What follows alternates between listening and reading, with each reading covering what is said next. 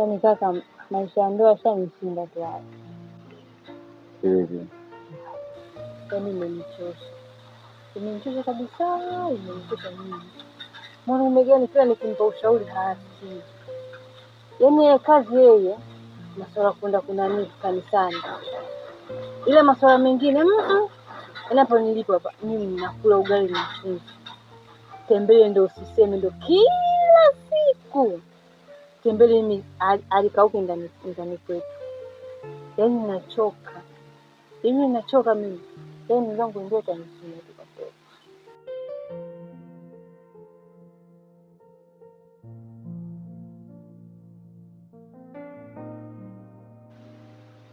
Asa ndio tafsiri ya ndoa. Kwa hiyo neno ndoa lina maana kubwa sana. Lakini pia nikwambie kwamba ndoa ina changamoto. Na hiyo ni moja katika changamoto katika ndoa. Na ndio maana mimi nilikuwa nishakwambia mara muda mrefu sana kwamba lazima ukiwa na mtu usiwe na mahusiano, kwa sababu mahusiano ni maandalizi ya kuingia katika ndoa. Kwa sababu unamjua mwenzako. Unamjua vizuri mwenzako kabisa kwamba yuko hivi naenda kuishi naye yuko hivi. Lakini umeona yule bwana mchungaji anapendeza, anahubiri, ukaona mtu wa Mungu ukaamua kuishi naye, tukubalia. Kwa hiyo hizo changamoto ni za kupambana nazo. Lakini pia usisahau kabisa kwamba maandiko yanazungumza mwenye kuvumilia mpaka mwisho ataona ufalme wa Mungu. Hii yote nayo pia imezungumzwa. Kwa hiyo una uwezo wa kuvumilia. Kwa hiyo mimi sijaona kwamba kuna sababu kubwa sana katika njaa. Cha msingi kama wewe pia ni mwanamke, pambana katika nafasi yako. Basi jambo lako limeisha. Yaani kwa kweli kaka, mimi natamani tena siku ya leo nirudi zangu nyumbani. Alafu kitu kingine, kibinadamu tunasema si sawa, lakini kimungu ni jambo ambalo liko sawa. Sio, umenielewa? Kibinadamu si sawa, kimungu liko sawa, kwa sababu ndoa lazima uwe na changamoto kama hizo. Lakini kibinadamu tunasema ni si sawa kumweka mke wako na njaa nyumbani asile, atafanyaje? Mwisho wa siku ataanza kueuka. Sio, umenielewa? Kwa siku ataweuka, ataingia katika nafasi ambazo sio nzuri. Ndio ataanza kujiingiza na masuala fulani ya ovyo, mambo ya ovyo. Sasa wakaona kwamba hii familia yetu ni ovyo, kumbe yeye mwenyewe akili zake hazikuwa sawa sawa. Lakini mimi nisikuvunje moyo mdogo wangu katika naomba uvumilie. Hizi ndoa hizi haziwezi kuachika kama unavyotaka wewe. Hizi ndoa ni ngumu, hauwezi kuachika. Yaani hapo ni kama Alfa na Omega, mwanzo na mwisho nimeshajikia kikomo wewe. Kwa maisha yako, maana ushaingia katika ndoa, maana ushafunga kila kitu katika maisha. Kwa msingi mimi nitacho kusaidia ni kitu kimoja tu ambacho naweza ngafanya, naweza nikazungumza naye. Na nahisi yeye kama binadamu, mchungaji, mtu wa Mungu, anayejua vizuri na baya. Atanielewa. Hapo ndo Mungu hapo sasa. Labda wewe atakusikiliza, maana mimi ninazungumza naye anatokea huko, yaani haeleweki. Yaani wewe unaweza akakusikiliza wewe, lakini sio mimi.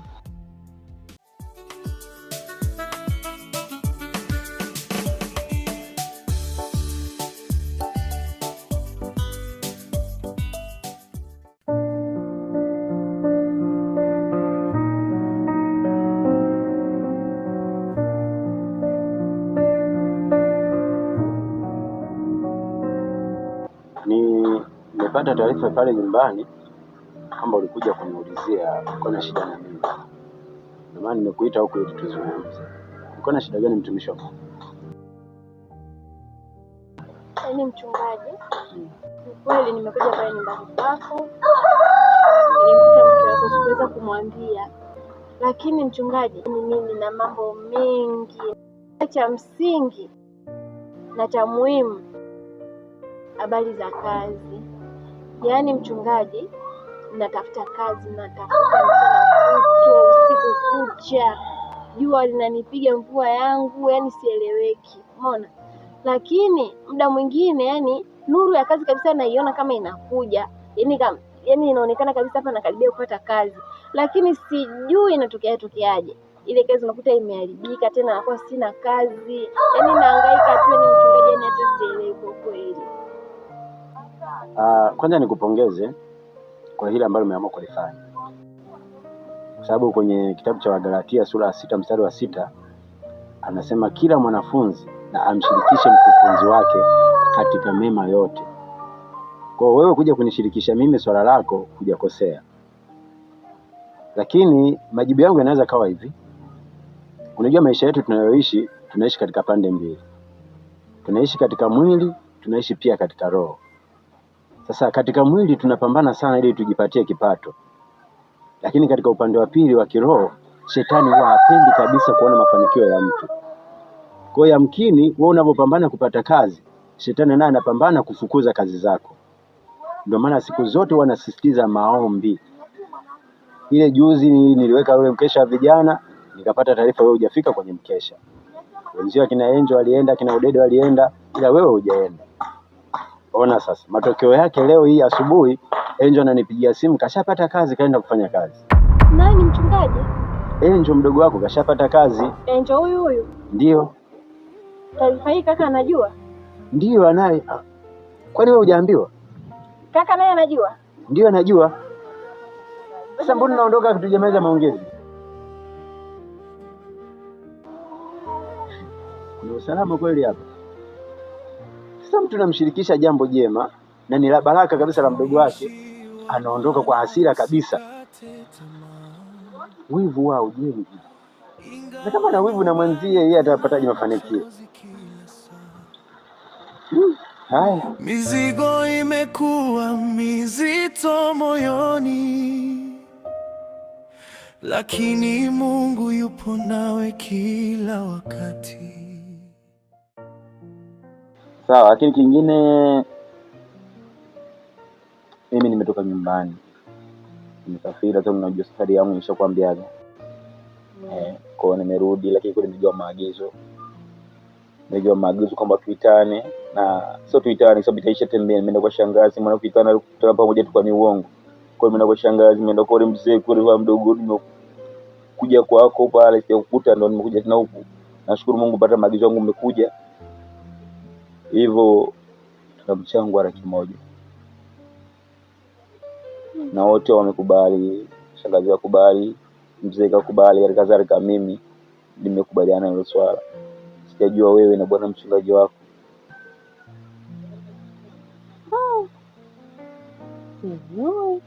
Maana hiyo 500 mfukoni mwake yani. Ndio nikija kumwambia kwa hiyo la mchango wa 100,000 kwani atatoa yule. Yaani sidhani sasa. Katika hili inabidi atoe tu. Na kizake anajua mwenyewe. Sasa itatokea huko itaingilika huko. Nisikilize. Hii tunazungumzia hapa ni swala la kifamilia. Hayo mambo ni ndoa tunaika pembeni, lakini swala la familia lazima hajitoe. Sasa mtu ambaye hajitoi kwa kile vyote vile hajitoi. Hajitoi kwako huko kula, hakujui hali yako ya njaa yako haijui, hii hata familia yake.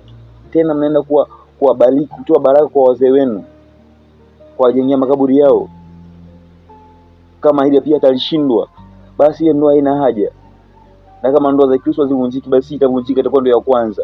Hatujalie ni mchungaji, hatujalie ni mtumishi, hatujalie ni mtoto wa Mungu, hatujali chochote, hii itakuwa ni ndoa ya kwanza kuvunjika. Kwa hiyo kaa naye mumeo chini, mwambie, mwelekeze kwamba hili jambo ni lazima. Sababu sasa tunaweza tusibembelezane, lazima tuambizane tu. Sawa? Maana tukibembelezana, tukioniana haya, mwisho wa siku kila kitu atakuwa hana. Sawa kama mimi nikuelewa. Wacha niende kwanza. Maana akirudi kwa kanikuta mimi sipo za Tanzania. Sawa, wewe nenda. Sisi nikupatie ka lift kidogo. Kwenye basketi. Akaje chuma pale. Hapana. Yakupeleka sikudondoshi. Wewe njoo bwana. Wewe mama nao. Basi usidikize. Usikate tamaa, mtumishi wa Mungu. Bwana bado anapigana kwa ajili yako. Machozi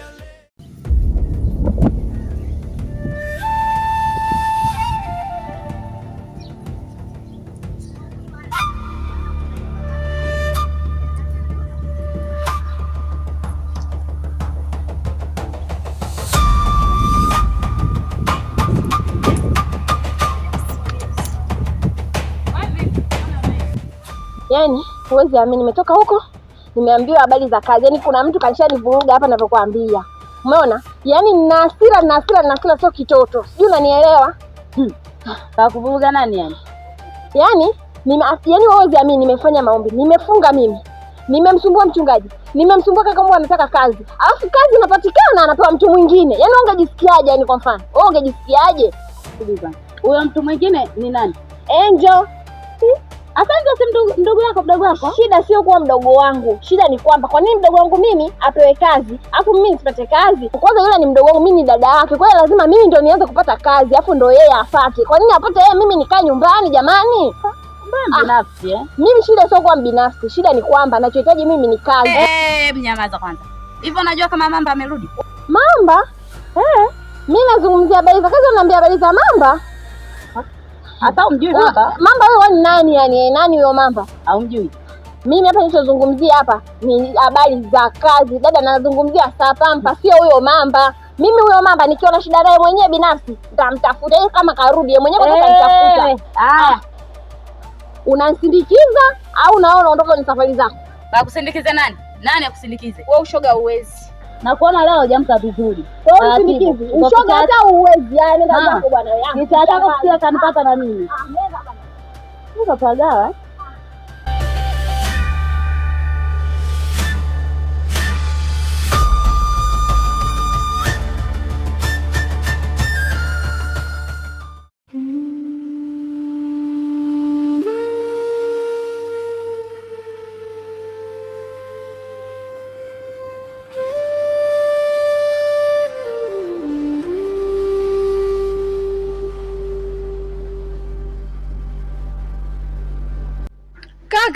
Kaka.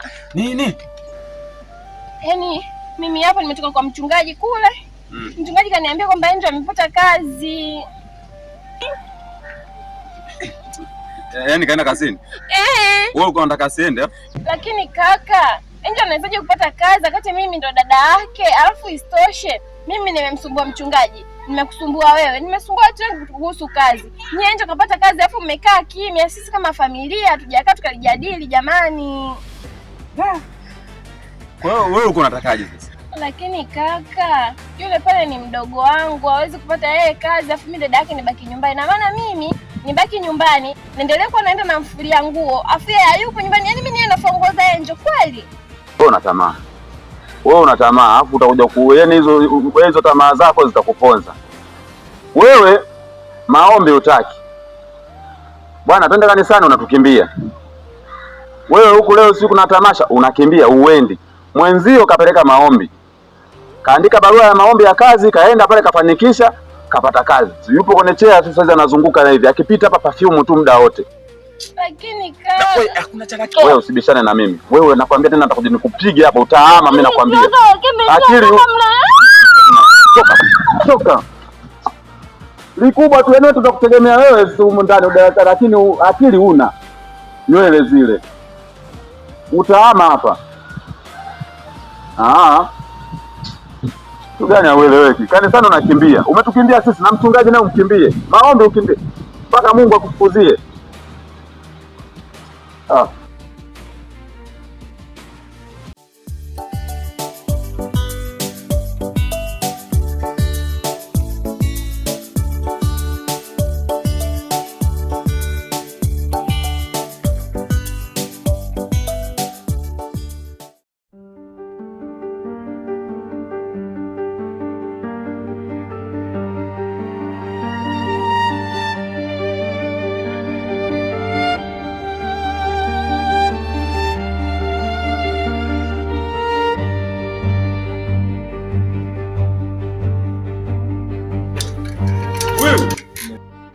Wewe, mbona siamini? Acha mambo yako amini nini sasa? Wewe Mareja. Vipi? Wewe niambie dede. Wewe mbona umenenepa hivi? Wewe shaanza mambo yako sasa umenenepa nini hapa? Wewe Mareja wewe.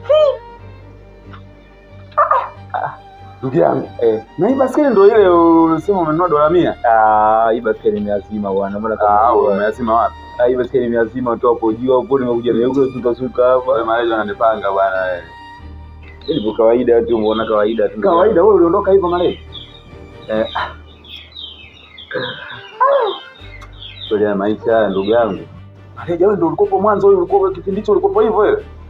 Mareja mimi nakumbuka mara ya mwisho wewe ulikuwa modo. Tena modo toleo la mwisho. Modo toleo la mwisho. Yaani ulikuwa unaona upepo unaopiga wewe.